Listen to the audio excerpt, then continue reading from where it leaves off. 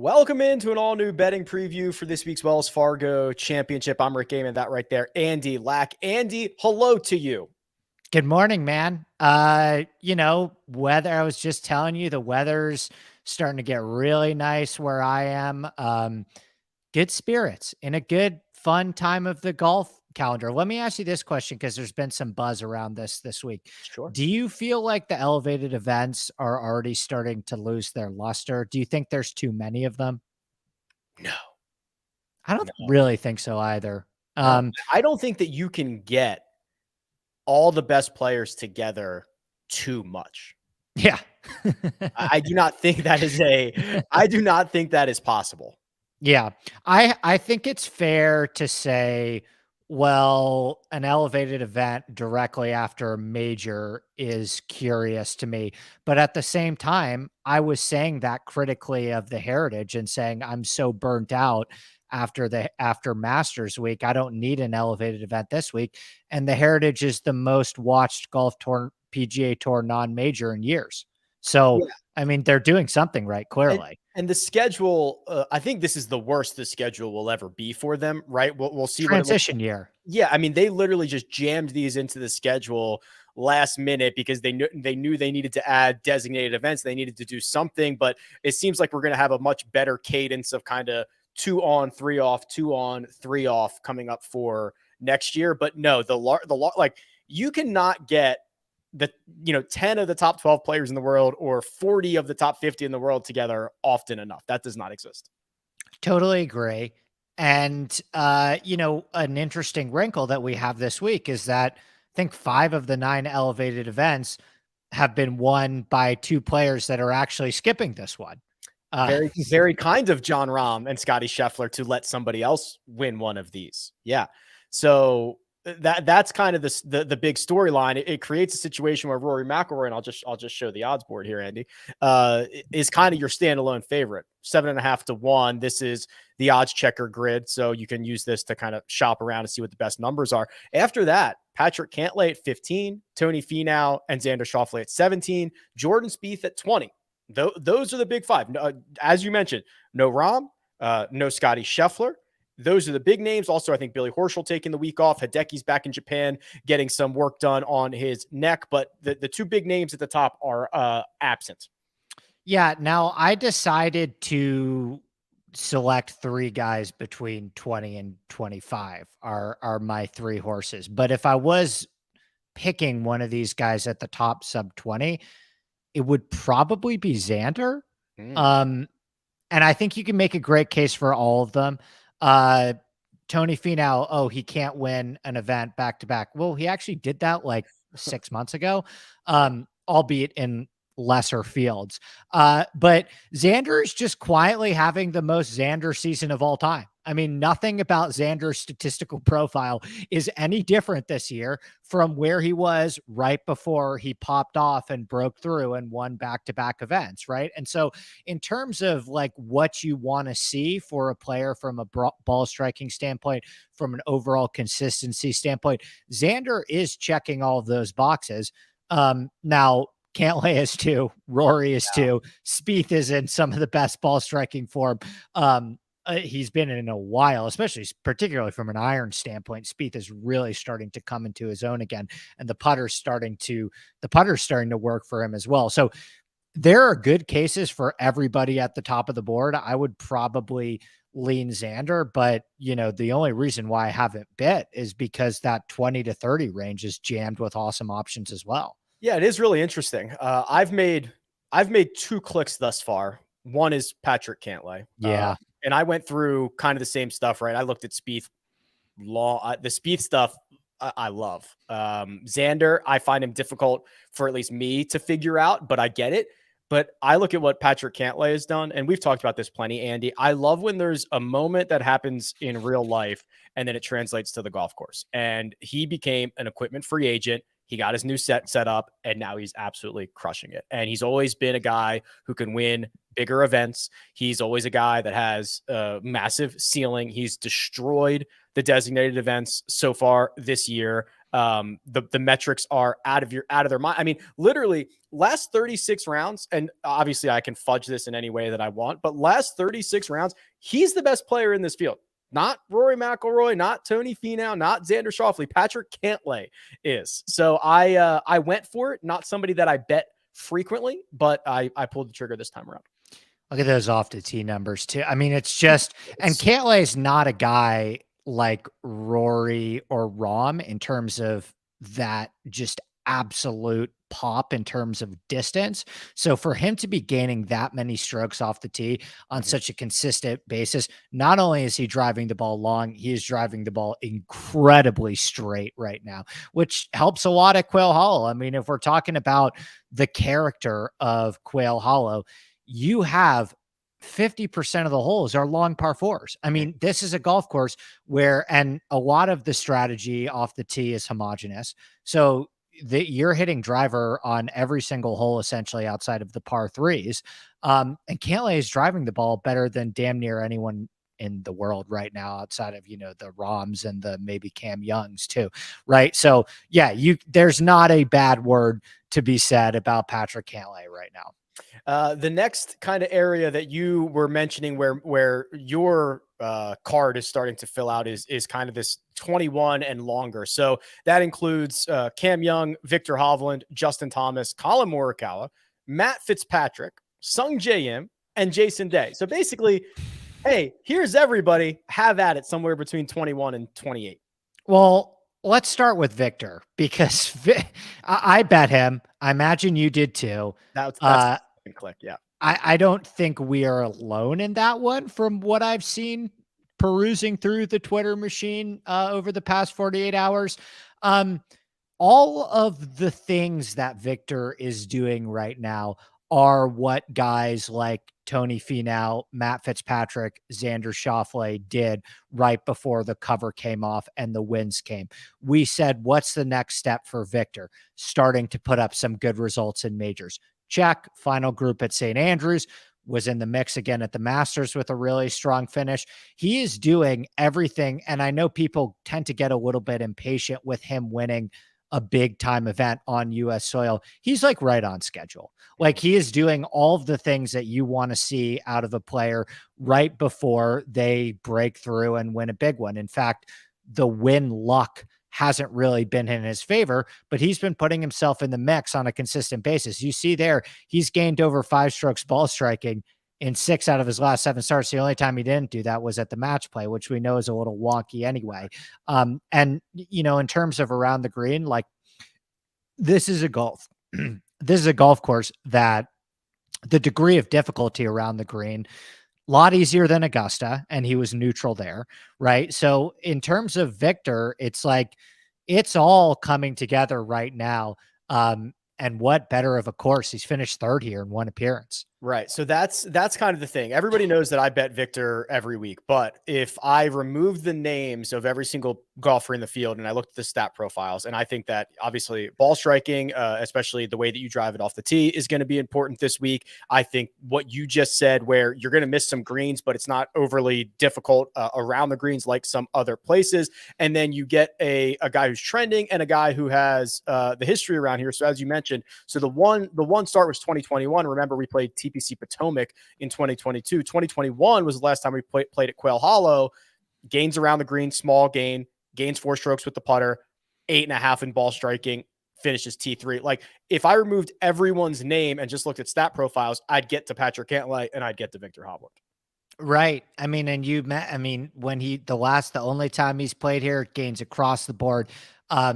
I think that this is the spot. I do. This is the most confident I felt about a Viktor Hovland bet in quite some time. And I've made quite a few of them as well. You know, that range though, as you just pull up again, like I bet Justin Thomas too. And I know that Justin Thomas has not been Justin Thomas this year. This has been his worst year, certainly by his lofty standards, in quite some time. And he will be the first to tell you that as well. I think that you could make a case that, again, I think there are actually good statistical reasons to back Justin Thomas this week. Like, even in a down year, he's still hitting the ball very, very well. It's really the putter that just needs absolute fixing. But Justin has to be right. You know, this is like a silly, unquantifiable question, but is there a more pissed off good golfer right now than Justin Thomas? It's so weird, man, because it feels like I know he just won the PGA Championship last year, but it feels like if anybody needs one, like of the top guys who need one, Justin Thomas needs one, right? And I don't know if that's just because of what you said, it's the lofty expectation. Right. Right. That's what happens when you average 2 wins a year for 7 years. Yeah. Yeah. And it seems to be either one bad round that he plays himself out of it, or he just cannot roll the rock. But if you just zoom out, like, the results aren't all that bad. The metrics are pretty darn good. It is intriguing to see. I mean, he's like the cheapest he's ever been on DraftKings this week. And you see that 22-1 number next to his name. And it definitely caught my attention. Yeah, obviously he has the good vibes at this golf course from winning the 2017 PGA here. He still has maybe the best short game in the world. In my opinion, has a top 5 short game in the world still. Really good. So yeah, I mean, there's a lot to love with him. The only thing is, it's like, well, you know, if you're going with JT, then you're probably skipping out on a guy like Cameron Young, who's another incredibly popular bet this year, and feels like you want to talk about all of the reasons why we liked Viktor Hovland in terms of why he's trending towards a win. You can make a lot of those same arguments for Cameron Young. I'll tell you one more guy too that I bet was my third and final bet is, and I wish the number was a little bit better. I was really hoping for a 30 on him this week. But if you look at what Sung J M is doing, I thought you were going to say Sung J. Yeah. I mean, Sung J M, he's finished. You're pulling up the profile right now. 6 top 25 finishes in a row. He's one of the only guys in the world to finish top 17 at the Players and the Masters. So he showed up in the 2 biggest events of the season. That's not including a 4th at the Farmers. That's not including a 6th in Phoenix. That's not including a contending performance where he finished 7th at the RBC Heritage and hit the ball extremely well there. He had Keith Mitchell on his back at the Zurich, for what it's worth. And for all intents and purposes, I believe that they should have won that event. So, you know, and we're very close to, and had that tournament in their hands for a lot of it. So it's like Sung J M is another player where it's like he checks every single box.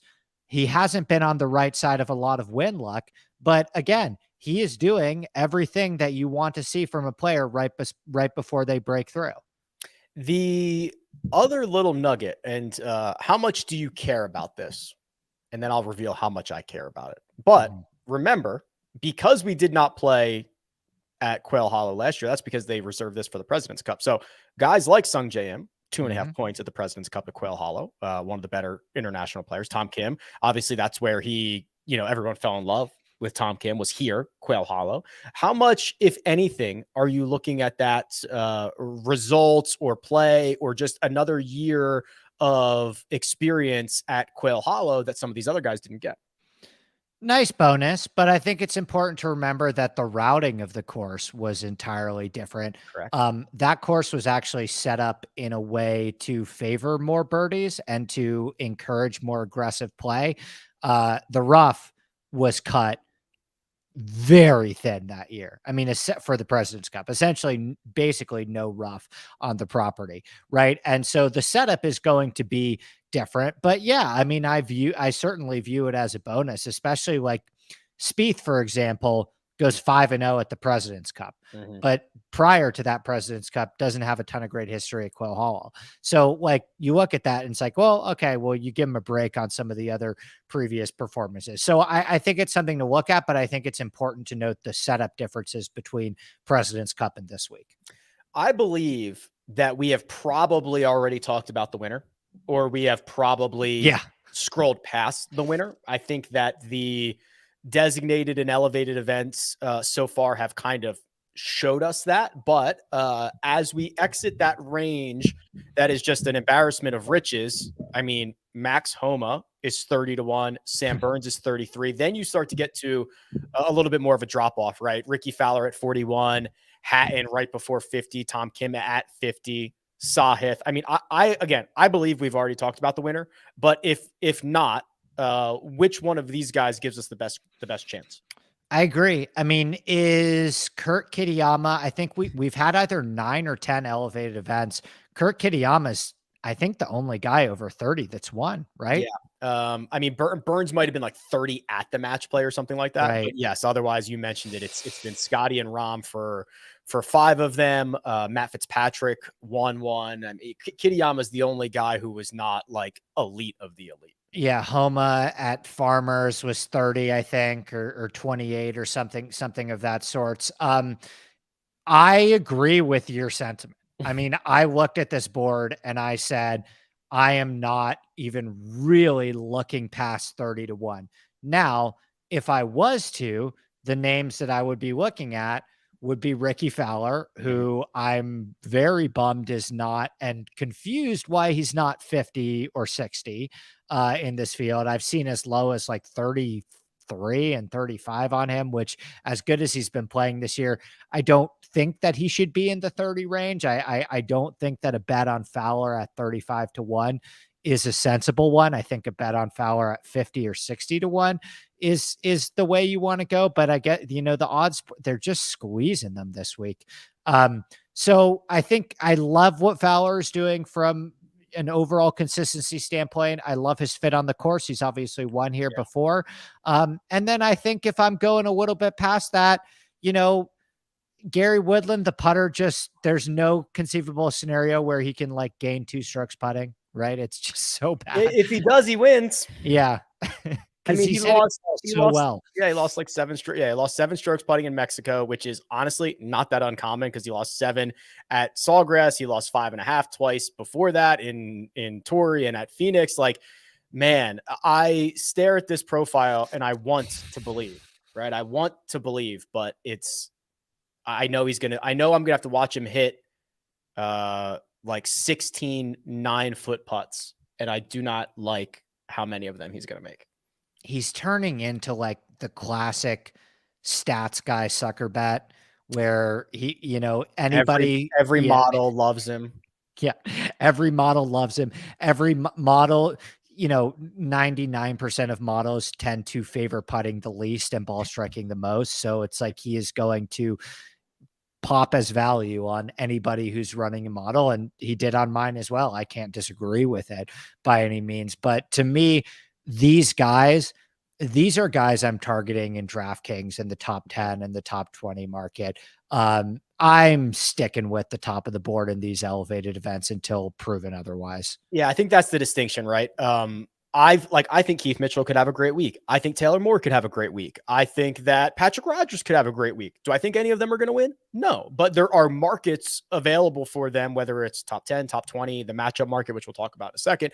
But for outrights, again, like I said, I've made 2 clicks. I will, if I could make it work, I think I will warm a lot on Spieth as this week goes on.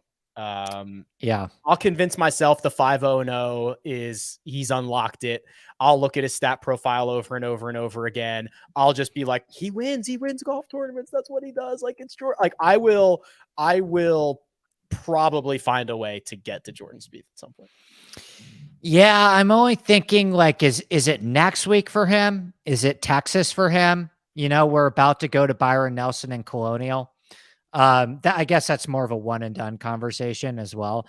But yeah, I mean, there is, from an iron standpoint, it is pretty stupefying stuff. I mean, the one thing that I will say is I think that gaining 6.5 strokes on approach at the Heritage is different from the task that he will be faced with at Quail Hollow. He just gained 6.5 on approach on a golf course where 70% of approach shots come from 175 yards. And now he's going to a golf course where almost 70% are coming from over 175 yards. And he's still not the long iron player as some of his similarly priced peers.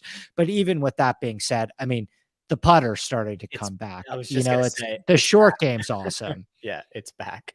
It's back. All right. So here's what we'll do. We'll transition now to another market. We'll look at the matchup market here, Andy. So there were a couple that stood out to me. I'll see if I can find them again here. But we've got the big boys up top. What's the current state of the union on Max Homa? Right? He's twice a winner at this event, once at this golf course. He is a dog to Justin Thomas. He is a dog to Jordan Spieth. What is our current state of the union on Max? Probably better fatigue. I think he's kind of in the category of he got his wins this year. And so he can't do it again, but he absolutely can. I mean, he has not played even close to his standard in the last, let's say, month, right? I think a lot of people had higher hopes from him at the Masters because still the one thing missing from his resume is major championship success. But if we are talking about events that are not quite at the level of majors, but are a step below on classical big boy golf courses, a la Torrey Pines, a la Riviera, has there been a better player than Max Homa over the last 18 months? The answer is maybe Rahm, but the answer is probably no. Plus 120 to Spieth, plus 128 to Justin Thomas. Rory McIlroy, obviously a favorite too. I mean, I think this is the one, we didn't talk much about Rory, but here's Cantlay plus 122 to Rory's minus 147. Rory, we haven't seen since the Masters. Obviously, this place has been a happy hunting ground for him.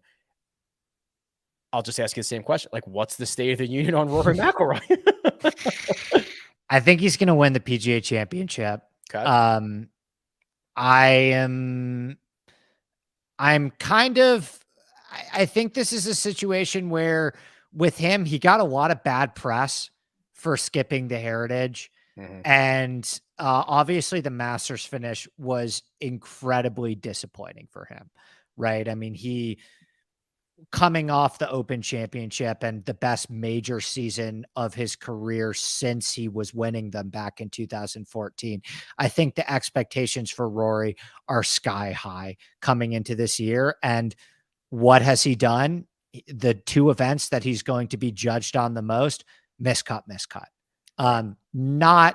Not the way you expected to see Rory's start of 2023 be like when he was leading the Open Championship on Saturday night. So, it's just short for me. He's obviously the king of Quail Hollow. He's won here 3 times, but if you're giving me plus 130 on Cantlay, probably going to take Cantlay still. I just think with Rory, it's when we get into these when we get into the major championship calendar of the golf season, I worry about the unquantifiable. Where is his head at right now? And I think Cantlay has done enough statistically to be kind of on that playing field as well. I'll buy Rodgers in most matchups, plus 105 to Gary Woodland. He got better each and every week. Last week, his skill set should still continue to trend well for Quail Hollow. Is there anybody further down the board who we haven't talked about in terms of outrights that you think could be someone to target in some of these alternative markets? Cam Davis. Well, I'll tell you what, Seamus Power has been pretty bad recently. So Cam Davis is a favorite over Seamus Power. I don't like laying just with my history of Cam Davis. I don't like laying 130 on Cam Davis to like a chair, but but it's a good golf course for him. He's really long off the tee. He's a really good long iron player. Pendrith is only minus 120 to Hughes. Yeah. So like if you're just doing the most standard basic handicapping of like, if I'm looking at two things this week, it's driving distance and long iron play. Which I don't think that's always like wrong to do. I mean, sometimes it's, sometimes the prevailing narrative in the industry is correct. Then you're going to be led down the route of guys like Luke List, Joseph Bramlett, Cameron Davis. All those guys are 100 plus and are top 15 and top 20 drivers of the ball in this field in terms of distance, and long iron players as well.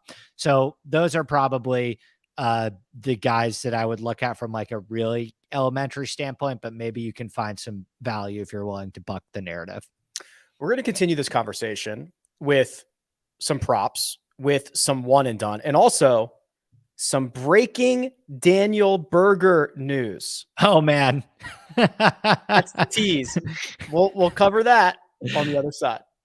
Andy Lack is one of the nerdiest golf guys that I know, and I mean that as an absolute compliment. His knowledge of course architecture allows him to create some of the most actionable course previews available, and he offers up pure expertise on his own podcast, the Inside Golf Podcast. Twice a week, he offers course breakdowns, DFS, and betting strategy for every PGA Tour event, and he expands the universe by bringing on entertaining and knowledgeable guests who can offer a different viewpoint of the game that we love. Follow Inside Golf Pod on Twitter and download Inside Golf wherever you download podcasts.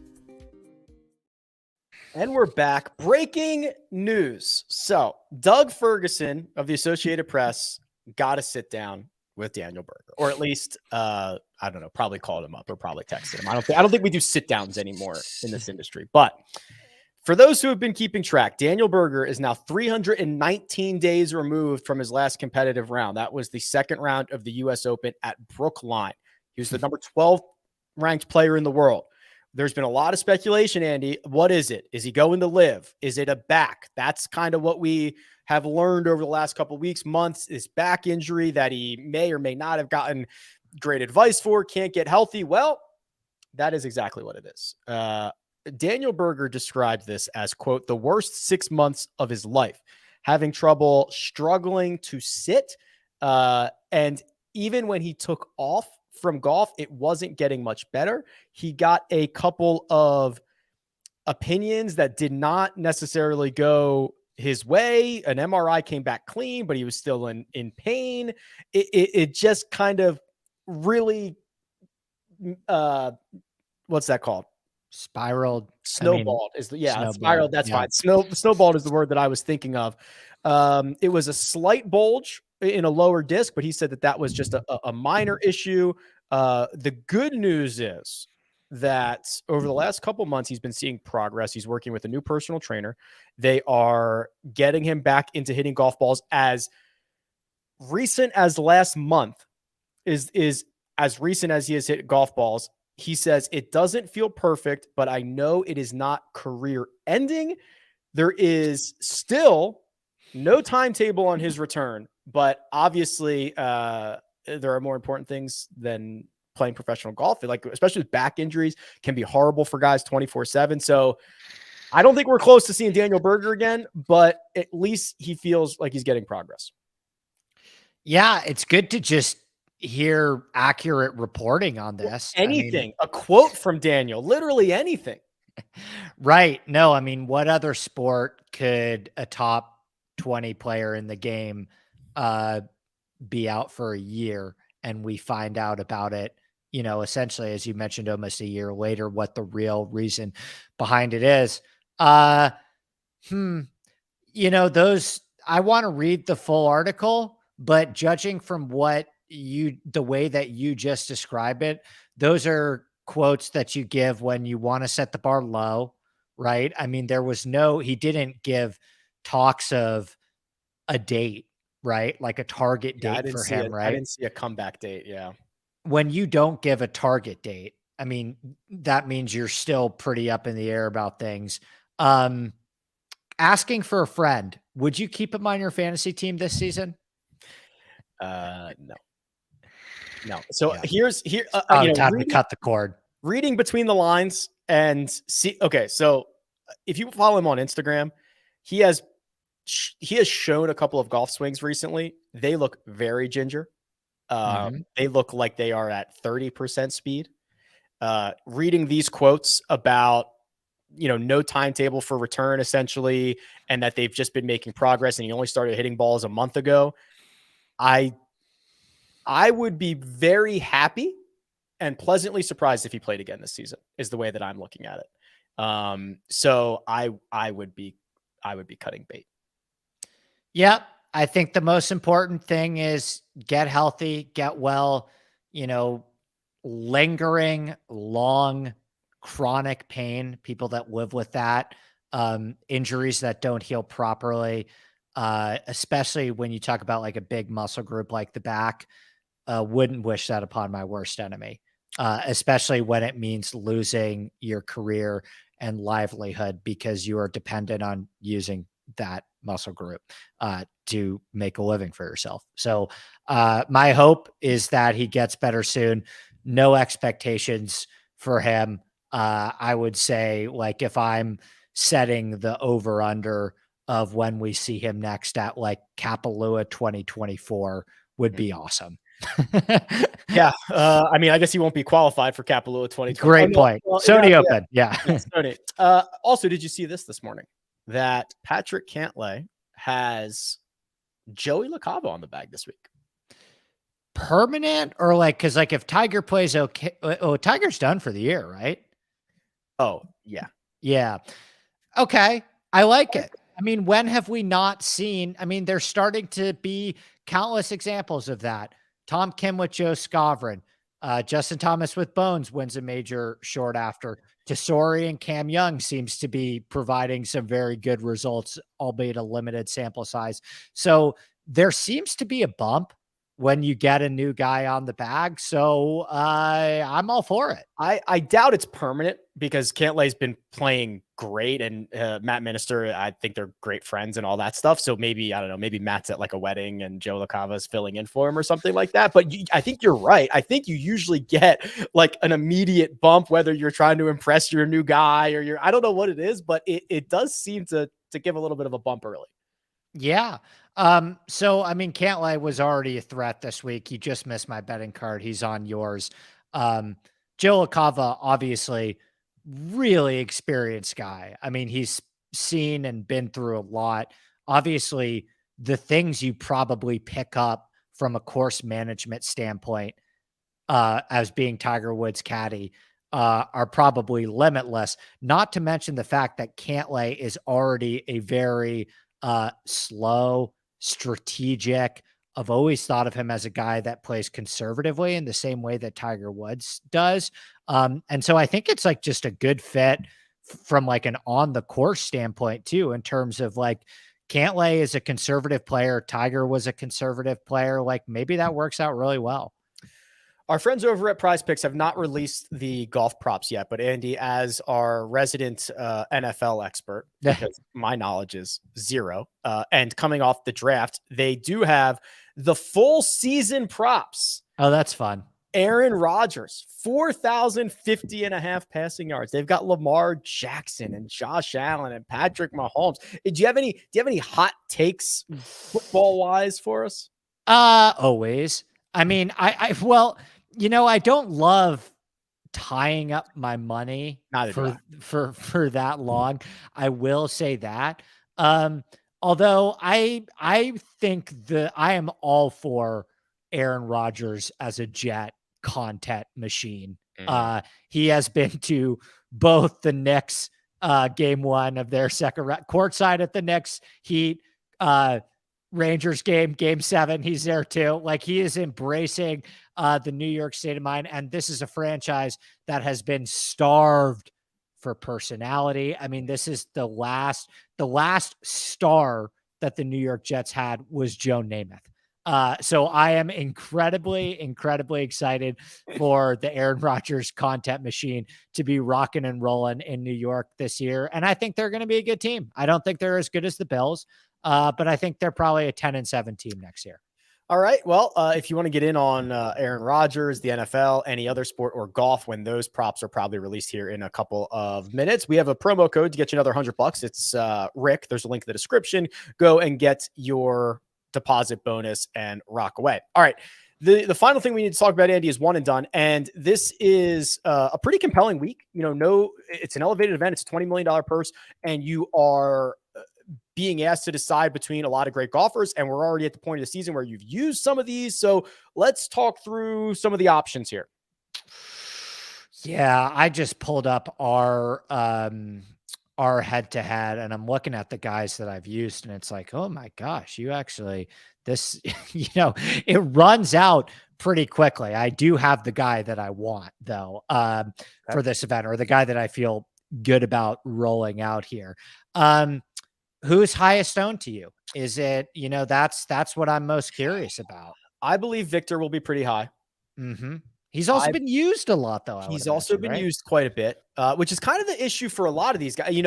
I would normally say it's Rory, but Rory's been probably used at Augusta. Rory has a lot of good places that you could use him. So I don't think anybody's going to be super high owned. I'll pull it up here in a second, but I bet you Victor's there. I bet you, what Cam Young? Mm-hmm. Somebody like good, that. Good Xander spot, good Cantlay spot. I imagine a lot of those guys have been used as well. However, Sung Jae, good spot. So yeah, I mean, do we have the office football pools early? Wow. Victor 14, Cam 13.5, Fitzpatrick 10, J-Day and Rory in the mid 8s are your top 5. Interesting.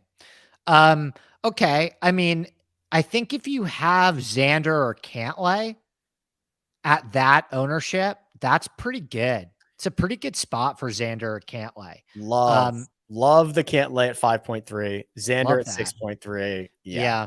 I like the low ownership on JT too, even. So, I mean, I think that, and Sung Jae and yeah, honestly, if you're chasing, it's a great week to make up ground.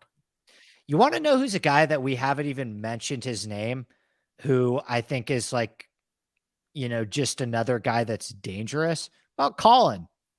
Yeah. How about Colin? For one and done too, right? Like, talk about a guy at low ownership that is still being priced at 23-1. Missed the cut at Zurich. Who cares? Yeah. Gained 7 strokes ball striking at Harbor Town. Top 10 at the Masters. Who cares about the match play? And then gained 9.5 strokes ball striking at the Players. Good at the President's Cup. So yeah, I think Morikawa is a great option for one and done. In fact, I'm bummed that I've already used him. I got a miscut out of him in Phoenix. Fun stuff. I'm like 700th out of 1100 in a one and done. I'll use Colin there. That feels like a good spot to try to make up ground and add 3.6 million to my total. Last week for us, not much. Pillow fight. Gary Woodland for me, 30,000. Wyndham Clark for you, 62K. At least I'll tell you what, Wyndham Clark made the cut, made a 13-footer for birdie on 18 on Friday, and then finished T24. Shot a 65 or 66 on Sunday to, the most backdoor T24 ever. Yeah. Well, I cannot. God, Gary, like having any investment in Gary Woodland, even if it's like our one, and it is painful, excruciating, because it's shot tracker. Oh, second shot to 9 feet. You're like, boom, let's go. Roll one of these in. He can't miss them all. Yeah, he can, and he does miss them all. I'm going with Victor Hovland. You still have him? Yep, you've used him. So I knew I was good there. Yeah, I have Victor. Yeah. Yeah, I got a really just absolutely wonderful T59 at the Heritage from Victor. Cam Young. Have I used him? I'm just making sure that you haven't used him. I have not, because I saw that you've used Cam Davis, and I had to do a double Yeah. take to make sure it wasn't Cam Young. Oh, that's good. Victor Hovland, Cam Young. Yes, That's fun. I like that. Cool. I like that. Okay. Well, Andy's got his great written content on RickRunGood.com, the course preview. There'll be the season-long fantasy ranks, and then obviously his final thoughts coming on Wednesday. Anything else before we get out of here? Don't think so. Excited for this weekend. Excited for Oak Hill coming up as well. And yeah, fun time in the golf calendar. There you go. Follow Andy on Twitter at ADPLaxSports. You can find me at RickRunGood. This has been your betting preview for this week's Wells Fargo Championship. Good luck.